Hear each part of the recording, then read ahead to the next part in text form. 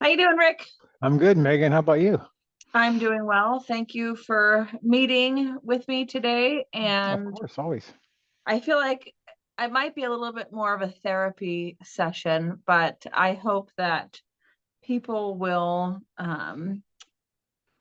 just take a note. Hmm. And so today I wanted to talk about, and we talk about it all the time, the value of being prepared, right? All the time, And every time. every time. And as a buyer, it's so important. I mean, just because it will save you disappointment, money, time, Hmm. credibility with your family. I mean, the whole Hmm. thing to be Hmm. prepared. But Hmm. for a seller, it's just as important as well. And people don't realize that sometimes the process for getting a home ready to sell takes months. Sometimes it takes the shortest time it could take is like 5 days, honestly. And Hmm. that's if everything is together and everybody's paying attention and people are filling out forms, answering questions, available, clean, ready to go. 5 days. That is often not the case. And people usually need time to process, what do they want to do to the house? How do they want to improve it? Do they want to improve it? What's the cost versus the return? How long is it going to take? How many bids do they get? What colors do they choose? When is Hmm. the flooring available? Oh my gosh, it's on back order. Just a lot of stuff. Yeah. So there's that, but there's also just the behind the scenes part on the realtor's part, right? Hmm. So when a realtor gets a seller prospect and they want to sell their house, they should pull a title report to make sure that everything's cool there. Because if the property's been, held by an owner for sometimes around here, we have decades and decades, and there's Hmm. been trusts, there's been changes of trust, there's been deaths, there's been this, there's been that. And all of these recordings have happened without title insurance because it wasn't part of a transaction. So now we have to go back through with the title insurance company and make sure that everything is copacetic and that everybody Hmm. is who they say they're going to be. Sometimes they have to review the trust and this sort of thing. So that's one thing is title. Usually it's Hmm. not an issue, but sometimes there's some things we find that we really have to clean up.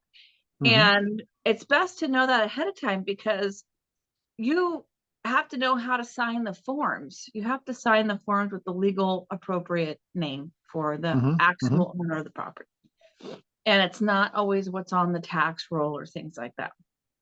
So besides that, you have to fill out your disclosures. Now, not everybody does it before they put the house up for sale, but I beg, why? Why would you Why not not? do it? Hmm. How in the hell are you as a realtor? How do you even know what's going on at this house if you don't Wow. have the Yeah. disclosures filled Yeah. out? No, I mean, that's like a buyer submitting an offer without us looking at W-2s or pay stubs. What the heck is Hello. going on here? Right? Yeah. So I had one a few months ago and it had solar. And Hmm. I think we talked about this. Not all solar is the same, Right. and so it's just helpful to be able to quantify the solar is to see the solar paperwork and also see a utility bill. So you can go, okay, that's how this pencils out, right? Hmm. Hmm. And this realtor, she had the listing for like months and didn't have the information, didn't get it to us. And my client said, well, have you had an insurance claim or anything? Because they had had an experience before. And the realtor was like, I don't know. I'll have to ask. It's like, get the disclosures But done it's been weeks. It wasn't like it was 2 days ago. It was weeks ago. weeks ago. Yeah. I said, can you just send me the disclosures? Because there's a solar disclosure and you have to fill out, Hmm. the Sure. Hmm. and she's like, well, I don't give the disclosures until we're under contract. Well, why? Because she doesn't have them. That's why she's not. Well, yeah, because they're going in blind. They're going into an listing blind and hoping for the Yeah, best. God, by the way, as we talked about for the last 5 years, I know that hope is not a strategy. And that goes on the listing agent side as well, not just buyers, it's sellers too. I'm It's everybody. so tired of this. And Yeah. so Yeah. I now can I'm tell. I'm in a transaction right Hmm. now Hmm. that I'm the buyer's agent. And so in the contract, it says the seller has X amount of days to get you the disclosures, right? Hmm. And Hmm. then you have X amount of days, depending on whatever you negotiated, to review said disclosures. Okay. Hmm. Um, they sent me 4 times the disclosure packet, and 4 times it was not filled out correctly. Mm. The first time it was half filled out. Hmm. The second time it was filled out but not signed. The third time it was missing. It said it wasn't in an HOA, and it is in fact a condominium. And there's all these questions related to Wow. it's a condominium. Like, Hmm. are the dues increasing? Oh, that's a No. condominium? Wow. Yeah. Okay. Okay. I thought it was a No. single family you're talking about. No. Wow. Yeah. So, um, Wow. yeah. And so I called the agent because it was day 14, which is way past when I should Way have this. past. Yeah. And I said, every time you send me these, it starts the clock over again. Like, don't you realize that you're potentially messing your seller up? There's 3 sellers, and there's like 4 agents. There's like the broker, the agent, the TC, there's somebody else on there. Can somebody like call the seller and just, walk them through how to fill out the disclosures? I just, who you choose to work with matters. Disclosures, as I understand it, are one of the top 3 reasons that people get into litigation. And And cancel escrows. That's one of the top reasons for escrow cancellations as well. yeah, it's Because like you have a fill out. conflict. The buyer Yeah. thinks they're getting one thing at the offer, and then they get these disclosures 2 weeks later, and they go, "Well, that's not what I thought I was buying." Oh my gosh. Yeah. There's Right? even, I mean, there's even information in there about like square footage Hmm. issues. Is the Hmm. square footage that they advertise to us the same square footage On that's title. known to have? I mean, things like that. Are you having any disputes with your neighbors? This particular house, I think it's worth mentioning. It's legally a condo. It's a 0 lot line, you know. Hmm. So what your property is right on the lot line, and your neighbor has a planter right there. So you got to discuss these things with people. It's like, hey, listen, make friends with your neighbor and make sure they don't plant any ficus trees next to your On their foundation. property. Yeah.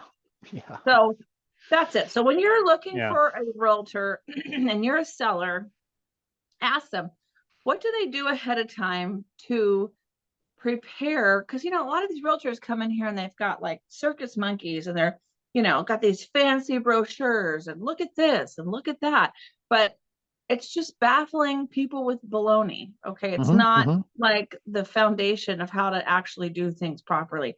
And so you ask them, how are you going to prepare my listing before it even goes on the market? What are you going to do to Hmm. make sure that you can answer questions, be compliant, and that you have all the info?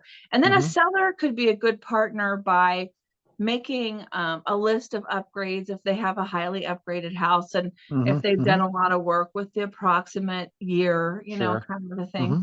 So, I mean, that's how the seller could be a good partner. But, I just don't know about the future here when we just still Hmm. can't seem to get things done. And it's so easy now. Hmm. There's electronic forms that people Hmm. fill Hmm. out, and it's really not rocket science, Rick.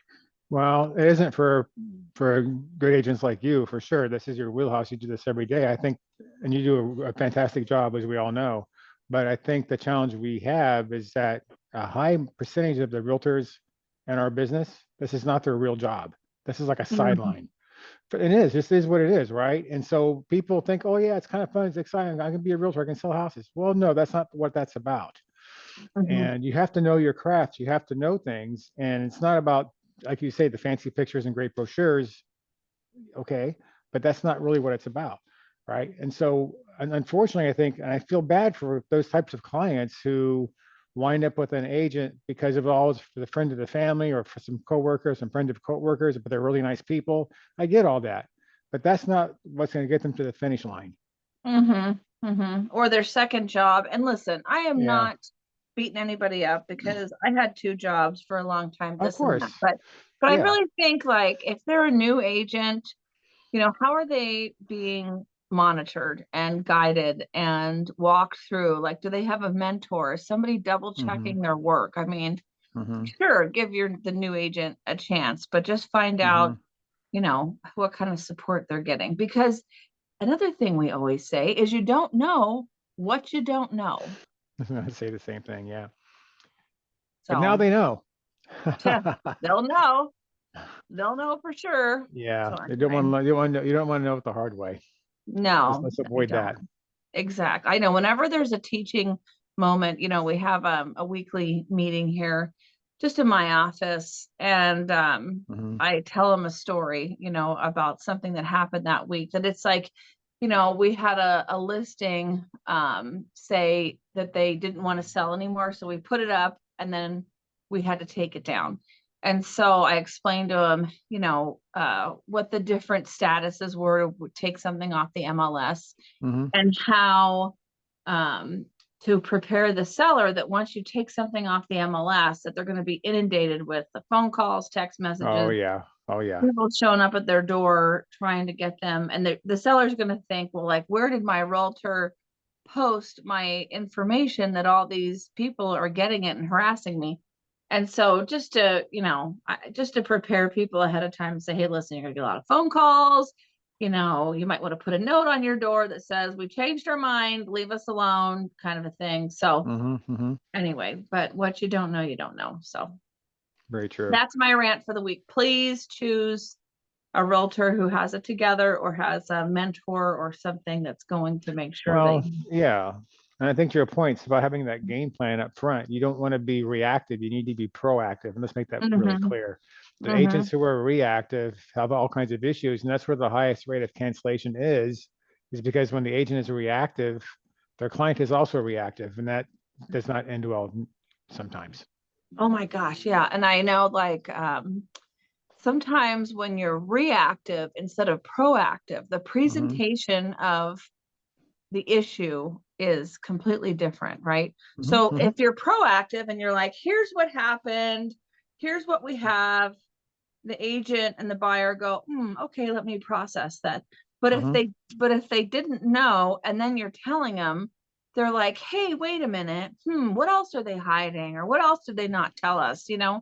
And that's the whole thing. Once people get on that shtick, you might be a little up the creek. So you have to avoid that. Not a good thing for sure. Yeah. All right, Rick. Well, I appreciate your time Appreciate you, and your Megan. Good stuff, energy. by the way. Yeah. And hopefully this helps somebody. That's what we're trying to do, Rick. Every week, Yeah. you and I have combined, I don't know, like 70 years. 70 years of real estate experience. So Not as old as I am. we're trying to help people, and just so they can avoid the heartache, the heartbreak, Right. pocketbook pain, and get on to the next And part disappointment. You want you want this to end in success, not in disappointment. Yeah, exactly. I told my client, I go, this is the path. Yesterday I was talking to him. I said, this is the path to preservation of your sanity. Follow these steps, because we're selling a house, we're buying a house, and it's like, ooh, I have offers, I'm going to go buy a house. No, we have to wait until we're out of the woods on this one before, unless you're cool with if things fall apart and then we're begging, the stress of that. clawing, So anyway.